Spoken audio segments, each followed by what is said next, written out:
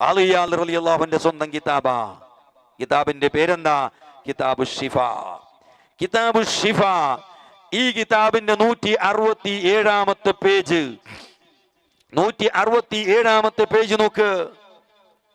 ഇതിൽ കാണാം ഇമാം ഖാളി ഇയാദ് റളിയല്ലാഹു അൻഹു പറയുന്നു, നാളറ അബൂ ജഅഫർ അമീറുൽ മുഅ്മിനീൻ മാലികൻ ഫീ മസ്ജിദ് റസൂലില്ലാഹ്.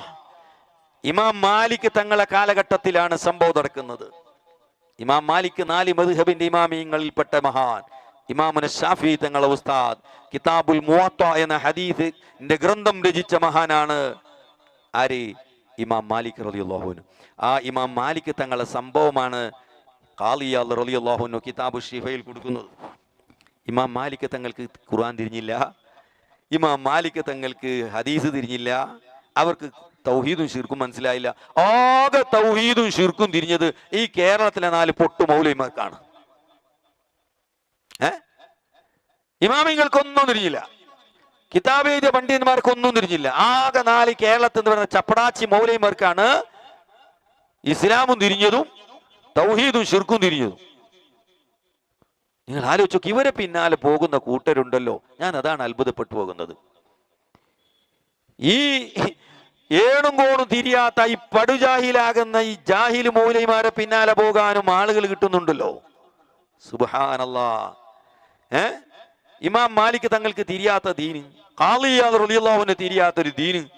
നോക്ക് നിങ്ങൾ, മദീനത്തെ പള്ളിയിൽ ഒരു ചർച്ച നടക്കുകയാ. ആര്?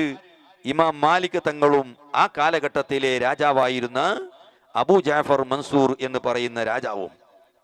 അങ്ങനെ പല ചർച്ചകൾ നടന്ന കൂട്ടത്തിൽ അന്നത്തെ ഭരണാധികാരിയായ അബൂ ജഅഫർ മൻസൂർ മഹാനായ ഇമാം മാലിക് തങ്ങളോട് ചോദിക്കുന്നു, യാ അബാ അബ്ദില്ലാ. മാലിക് ഇമാം തങ്ങൾ വിളിച്ചുകൊണ്ട് ചോദിക്കുന്നു, അസ്തഖ്ബിലുൽ ഖിബ്ലത വഅദ്ഉ.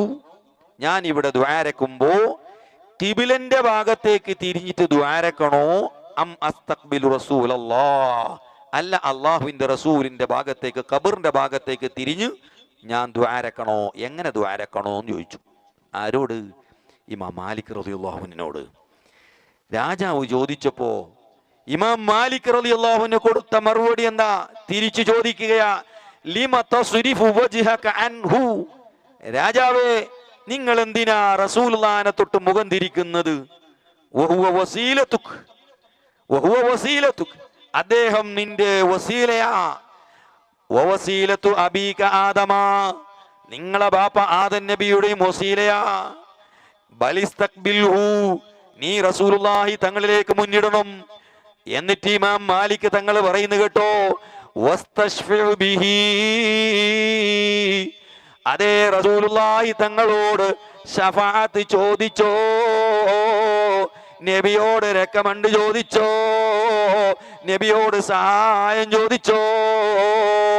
റസൂലുള്ളാഹി തങ്ങളെ ഖബറിന്റെ അടുത്ത് നിന്നിട്ട് റസൂലുള്ളാഹി തങ്ങളോട് സഹായം ചോദിക്കാൻ ഇമാം മാലിക് റളിയല്ലാഹു അൻഹു ആ കാലഘട്ടത്തിൽ രാജാവിനോട് നിർദ്ദേശിക്കുന്നു.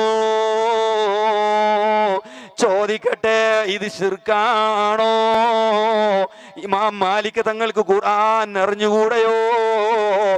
തൗഹീദ് എന്താണെന്ന് അറിയാത്ത, ദീൻ എന്താണെന്ന് തിരിയാത്ത മനുഷ്യനാണോ?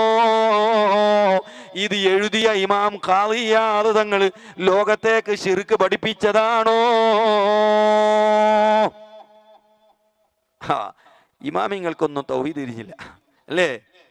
റസൂലുള്ളാഹിനെ വിളിക്കാനാ ഇമാം ഖാളി ഇയാദ് റളിയല്ലാഹു അൻഹു പഠിപ്പിക്കുന്നത്.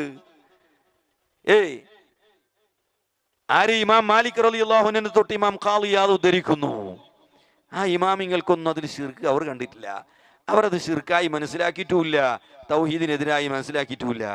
നോക്കിക്കോ,